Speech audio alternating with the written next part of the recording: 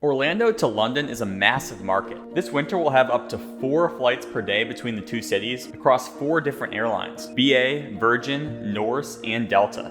The Brits sure do love Orlando, and I don't blame them. We've got sunshine, cheap eats, Disney, and Harry Potter. So ready to be in Orlando. Here's my child sprinting to the gate. You can bring the whole family, and I assure you there's something for everyone. Your sister Alice, your mom, your dad, and your friend Rachel. We're going with my sister Alice, my mum, my dad, our friend Rachel. It's going to be a great time. Disney World, Universal Studios, Kennedy Space Center. Plus, we speak English, unlike Spain. However, that doesn't mean there's not a language barrier. If you're enjoying a meal and craving some chips, remember to ask for fries. Now, these flights are obviously intended to serve British vacationers, but occasionally you'll catch a Floridian traveling on business, or just to escape the oppressive heat of Florida. Last month, that Floridian was me. 4 months of consistent 90-degree days had really taken their toll, plus there's always something for me to do in London, both on the business side and the dumb American tourist side. Cash prices were looking pretty punitive in the premium cabins, and those of you points junkies will know that there's a ridiculous fuel surcharge on premium award tickets to London, so it was looking like economy was the way to go. Between BA, Virgin, and Norse, Virgin offers the best economy points deal in my view.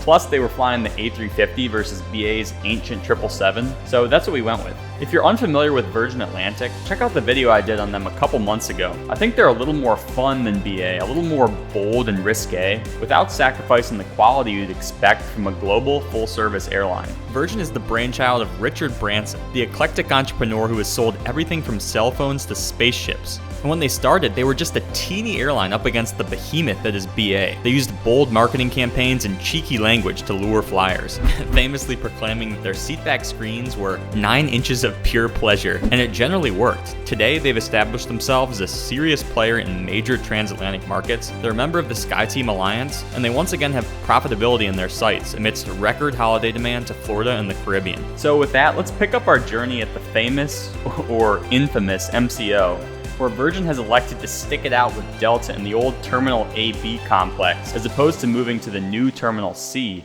where all the other transatlantic carriers operate out of. Alright, welcome to MCO. It's about 5-ish, early September on a Saturday. It's scorching outside per usual. Just arrived at Terminal B, Delta and Virgin Atlantic World. So it actually turns out Virgin check-in desks are actually on the A side, despite them sharing gates in airside 4 with Delta. But it was only a quick walk through the atrium. Now, I love the atrium, but everything in here gives me early 90s vibes. From the concrete, to the cheap-looking flooring, to the colorful gimmicky decor and teeny flight information displays. So we got here at 5 p.m. for like a 8 p.m. flight. Some of that's because we're flying economy and I don't want to risk it at all. Have no idea how this line's gonna look. No priority or special privileges. Flying in the back of the plane today. I think second or third from the last row. Hoping and praying for an empty row so we can spread out, but looks like a fairly full flight.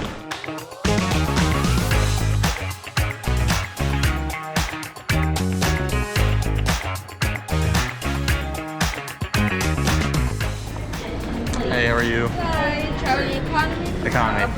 Thank you. Alright, so I think we sort of hit that sweet spot where there are a couple flights departing like within the next 30 minutes to an hour. So those people have obviously already checked in, dropped their bags, and our flight doesn't depart till 8 p.m. So we're here pretty early for that tranche of crowd. So like 3 or 4 people ahead of me in line right now, which is super nice. So we'll get this bag checked and then get on our way. Just this one to check, please. Final destination is London Heathrow. Thanks so much. Pretty easy check-in, although we were advised that row 79 was full, so we'd have 2 seatmates to share this 8-hour flight with. It's actually, I think, a longer line in the premium check-in area than there was in economy, so just cheated the whole system there. But I completely jinxed myself by saying that, because when I got to security, I realized I hadn't given Virgin my known traveler number, which meant I couldn't access TSA pre-check. Instead of walking all the way back to check-in and waiting in line again, I decided to just use the general security line. MCO has 2 security checkpoints in the old AB complex. One that gets you to gates 1 to 59, and one that gets you to gates 70 through 129. unclear to me why they skipped 60 to 69 in their numbering system, but we'll just roll with it. We are at gate 96 today, which is located in Airside 4, along with a slew of other carriers from Delta to LATAM to Sun Country and Air Transit. But you cannot get to any gate at Terminal AB without the iconic GateLink train. Airside 4 is still served by the retro Bombardier CX-100 vehicles, whereas Airsides 1 and 3 have been upgraded to the Mitsubishi Crystal Mover, in case anyone cares. Please stand clear of the doors and hold on to the handrails. When the gate cleans out, please exit for gate 70-99.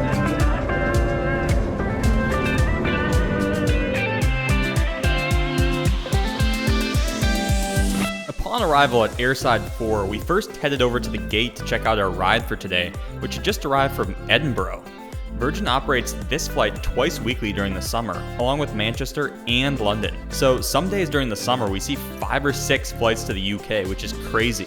At any rate, it was turning out to be a beautiful evening as the sun was setting, so I took advantage of the lighting to capture everything from the Atari Ferrari to the flying school bus, and everything in between.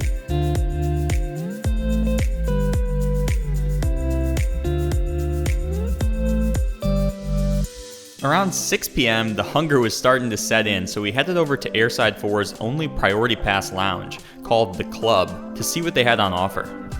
This is one of 2 clubs at MCO. The other is located in Airside 1. Hey, how's it going?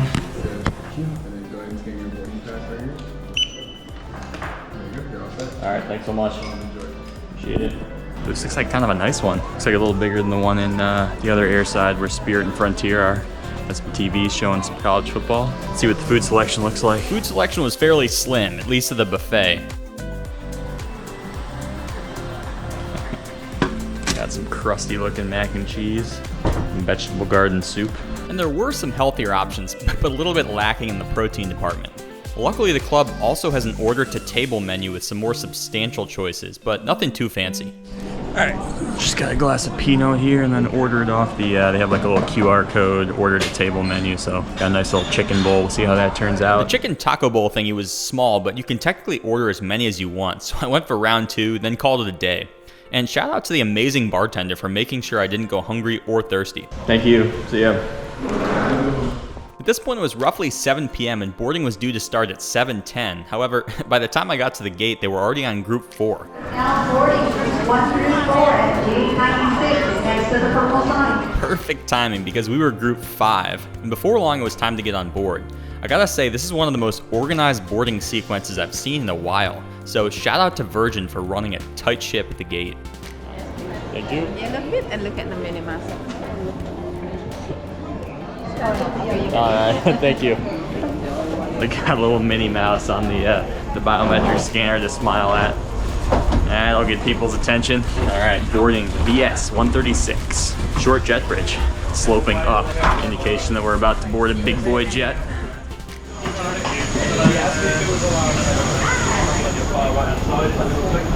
Oh, how are you? Yeah, good, thank you, sir. Flips on cable, far right hand side, sir. Thank you. And you already know, this ain't a Virgin flight without being hit with the wall of red and purple everywhere.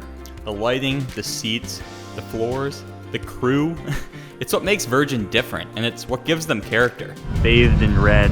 Keeping the cabin pretty cool for how hot it is outside. I'm impressed. All the window shades are closed. Hopefully it stays this way throughout the night. That would be perfect. The other big contributor to the vibe is the boarding music, which is decidedly poppy. And I may have to cut out some of the audio so I won't get sued by Zara Larsson and Maroon 5. And here we are at 79 Kilo, a window seat on the starboard side of this A350. Each seat is stocked up with a pair of headphones, a nice fluffy pillow, and a bright red blanket. Legroom is just about average, but there's no clunky IFE box under the seat, so you do have more room for your feet and/or carry-on bag.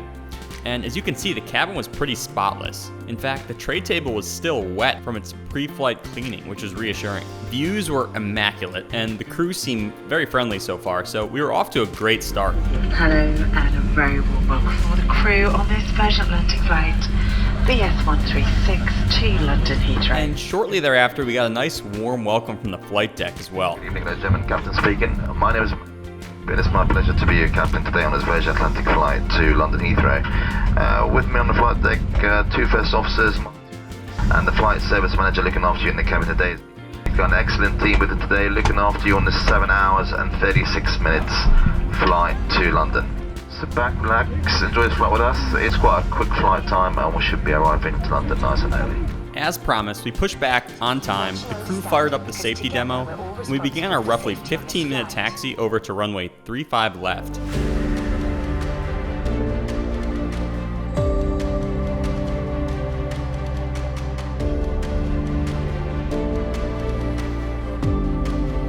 Climb maintain 5,000, lighting of 060, runway 35 left, clear for takeoff. Departure maintain 5,000, fly heading 060 degrees and runway 35 left, clear for takeoff, Virgin 366.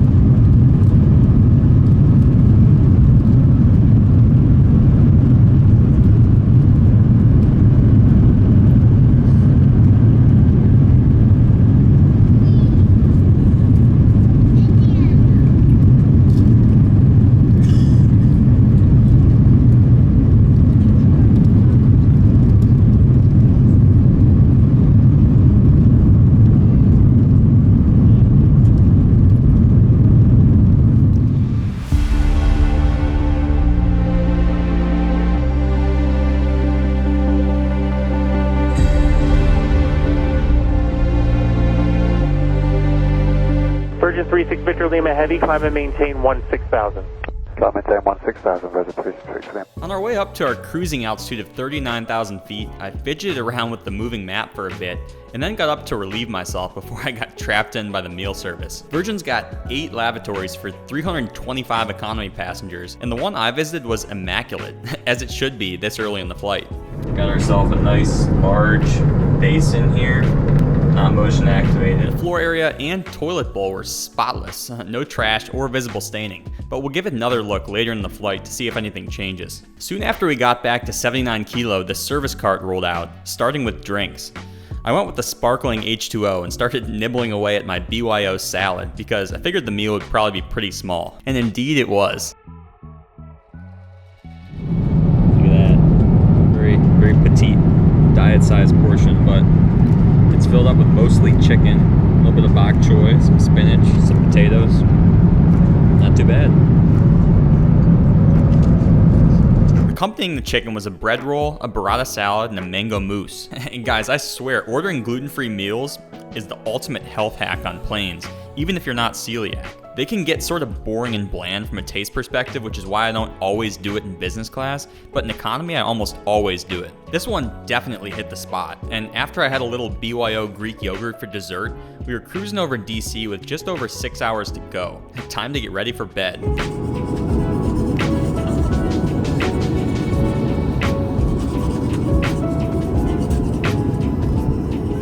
After the teeth were adequately clean, it was time to make a bit of a fashion statement with my new compression socks. After my last overnight flight in economy, my feet were swelling up, and these guys are supposed to help with that. Did I get a few stares on the way back to my seat? Absolutely, but Virgin is a judgment-free zone, so I figured it was a good flight to just express myself, you know? Now, when it comes to sleeping, I tend to get up a lot, even in a proper bed, so ideally I could find an aisle seat so I wouldn't be disrupting my neighbors, and luck was on our side tonight. Alright, just moved up here to row 69, a little more strategically located aisle seat. Won't have to get up and disturb my neighbors at night. It's a little closer to the restroom because I usually get up like 3 or 4 times, so settling in here and it's about to be lights out. But just before the sleep mask went on, the service carts rolled through one more time, so I did want to give Virgin credit for that. They're doing a tea and coffee service, very elevated. However, I did not partake since I had already brushed my teeth. Night night, and I'll see you in just a few hours.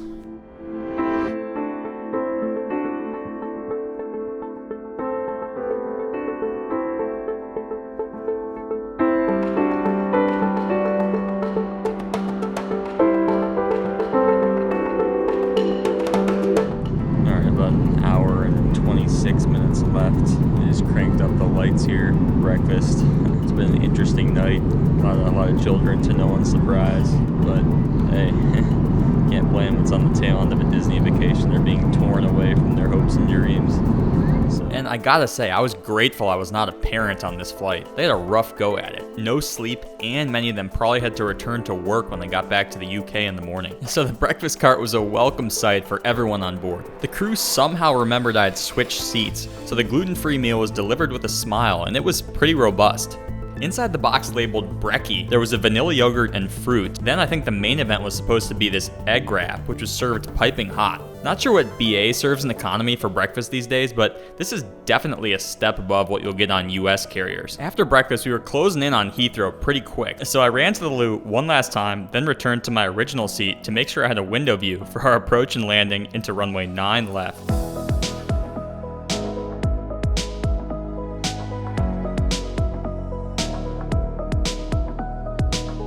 I would like to thank you so much for choosing Virgin Atlantic. I hope you had a nice stay on board, and I hope you enjoy your stay in the UK. Thank you so much.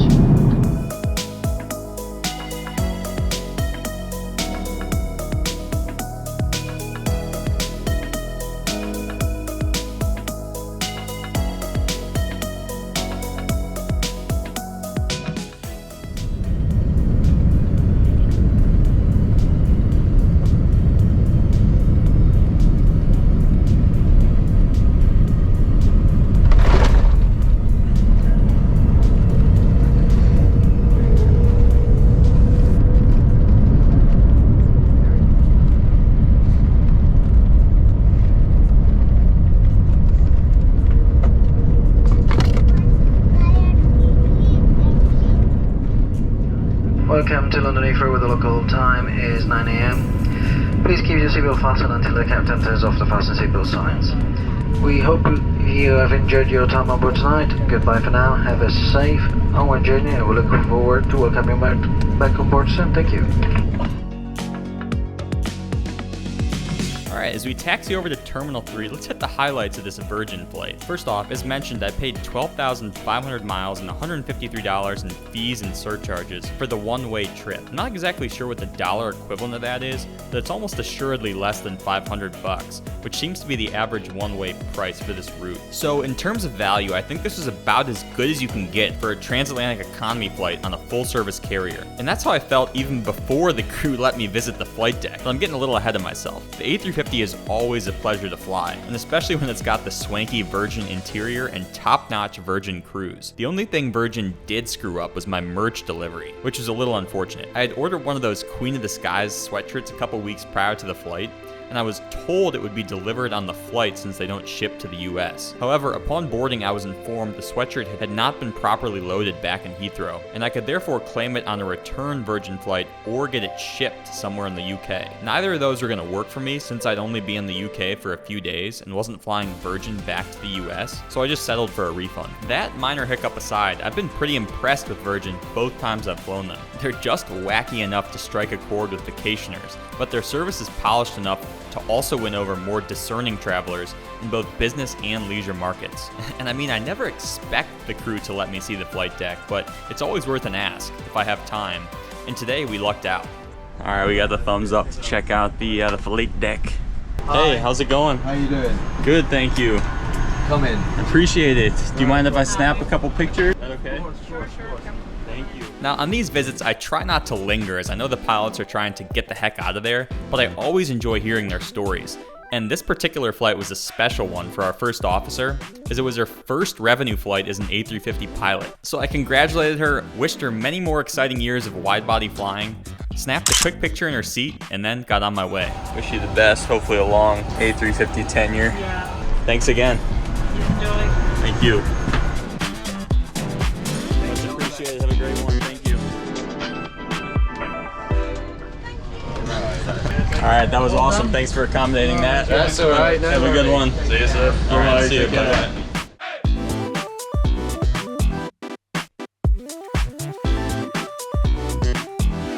All right, that's going to be it for today, folks. Thanks again for tuning in. Stay safe out there, especially to my Floridians, and I wish you the happiest of travels wherever your journeys may take you. So long.